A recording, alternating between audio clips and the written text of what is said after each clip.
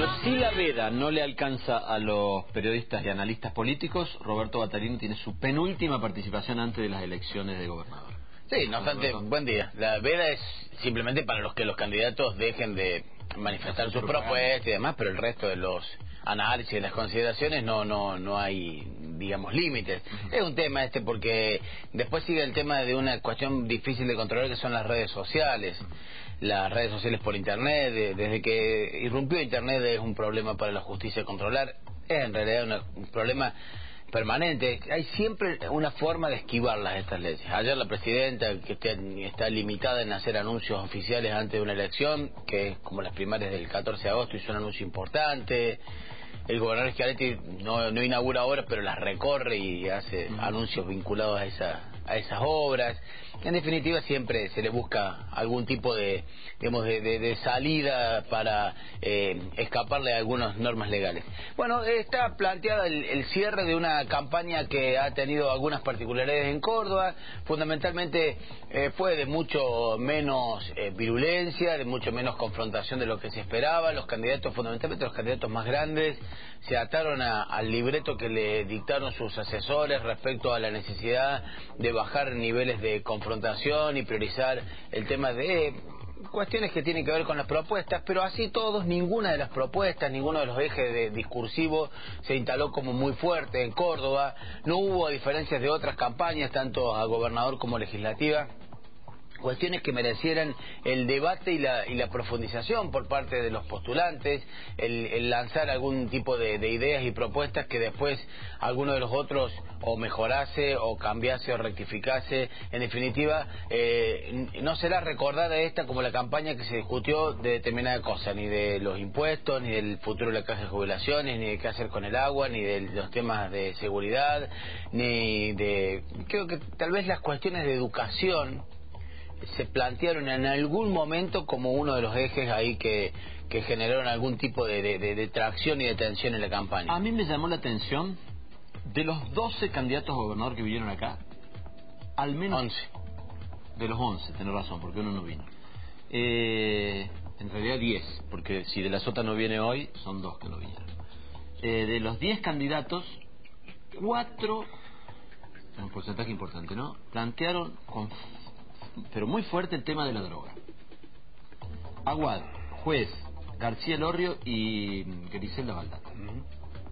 Me llamó la atención, porque sí, es la primera vez que escucho eso como un tema de campaña electoral. Exactamente, el tema del narcotráfico se prendió en Córdoba como una de las cosas que pudo haber estado como mucho más fuerza, fundamentalmente después que se conoció un informe hace un par de semanas atrás de que Córdoba es la segunda provincia del país con cocinas de cocaína, seguida por la provincia de Buenos Aires, y que se ha incrementado mucho el tráfico y la comercialización de droga. Después, fundamentalmente, bueno, hubo un operativo muy grande en el sur provincial en estos días, que en algún momento alguien intentó vincularlo a la campaña, después no hubo ningún elemento para hacerlo. La cuestión es que, más allá de eso, el tema del narcotráfico quedó ahí como una especie de asunto, quedó en la gatera, digamos, no logró colarse como un eje fuerte de discusión. De esto, como decíamos, los candidatos atados a pautas que tienen más que ver cómo se hacen, bueno, muchas campañas, atadas a eslóganes, a repetir y repetir eslóganes y consignas. Lo hicieron casi todos, digamos, repitiendo esto y sorprendiendo en algunos gestos, fundamentalmente, que marcabas vos en el caso de la Sota y de otros candidatos de Unión por Córdoba, que decidieron no atender a entrevistas periodísticas. La verdad que hubo muchos radios y canales, pues uno estaba viendo a nivel nacional que algunos candidatos no iban a determinados medios porque eran de determinado grupo empresario o pertenecían al Estado y demás. Y en Córdoba, como en el caso de la Sota, rechazó de distintos medios de públicos, privados, espacios y lugares donde, bueno, la posibilidad de preguntar y de repreguntar y de analizar. Y también sorprendió que ni siquiera la candidata a vicegobernadora aceptara entrevistas, ¿no? Que es un gesto que... Está claro que esa fue la línea de campaña. O sea, la línea de campaña fue no hacer olas alrededor, dejar que todo fluya como hasta ahora. Y esa fue la línea del justicialismo y cree que con eso les va bien. Y digo, porque enciende también un tema para la reflexión, el tema que siempre se habla sobre el kirchnerismo y algunos modos que tiene el kirchnerismo. Bueno, hay que recordar que en los 4 años casi 4 años que lleva de mandato, la presidenta Cristina Fernández de Kirchner solo dio una conferencia de prensa en un momento muy difícil para el gobierno, que tenía una severa debilidad por la crisis del campo, y después no dio ni conferencia de prensa, ni atendió nunca a ningún periodista, ni concedió ninguna entrevista, ni una cosa casi atípica en el mundo. Justo decir, no respondió nunca una pregunta. Salvo aquella como decíamos aquella conferencia de prensa en Olivos. Y tampoco fue al Parlamento. Tampoco fue al Parlamento. Por eso esto sorprende que ni siquiera en campaña hay una vocación de atender este tipo de consultas periodísticas. Hay que plantearse después cómo serán las cosas en la gestión. Bueno, el tema es que, justamente vinculado al gobierno nacional, otro eje de esta campaña que se cierra es que hubo una toma de distancia muy fuerte de los candidatos sobre la política del gobierno nacional. Cierran su campaña todos prácticamente siendo anti-kirchneristas, cuando empezaron fundamentalmente de la Sota y un poco Juez con algún grado de sintonía con el gobierno nacional.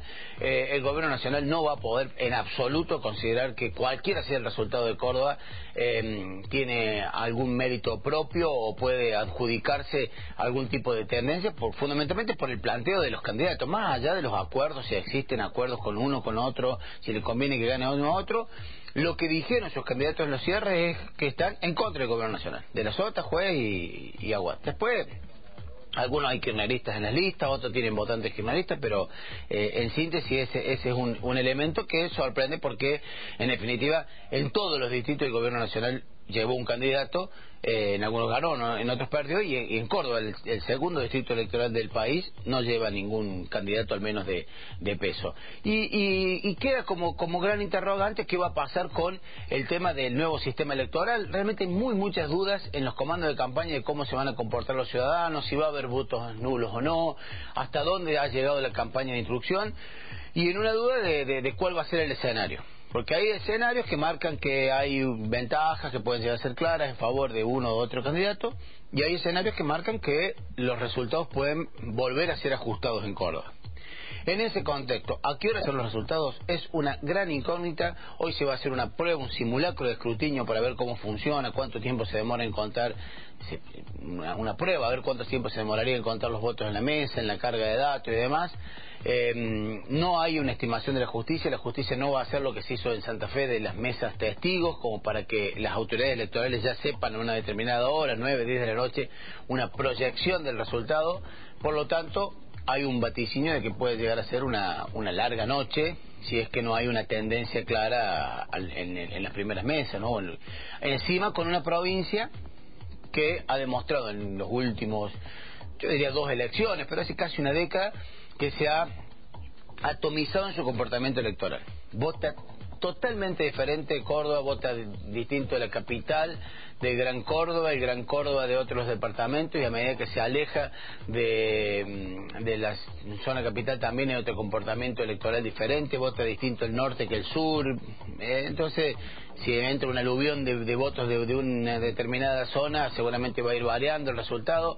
Hay mucho, realmente va a ser una noche, digamos, de cierta tensión, siempre y cuando, por cierto, como decíamos, haya un escenario de paridad y demás, y si hay un resultado claro, esa tensión seguramente se irá disipando. Pero bueno, solamente faltan unas horas para saber cómo los cordobeses se comportan ante este nuevo sistema, y después, bueno, si hay o no las mañas que ya se están denunciando, que denuncia que el voto, que lo marcan, que no lo marcan, bueno, son cuestiones que tienen que ver con prácticas políticas muy tradicionales y arraigadas, que bueno, que supuestamente la boleta única debería desterrar, ¿no? Roberto, muchas gracias. Nos vemos mañana.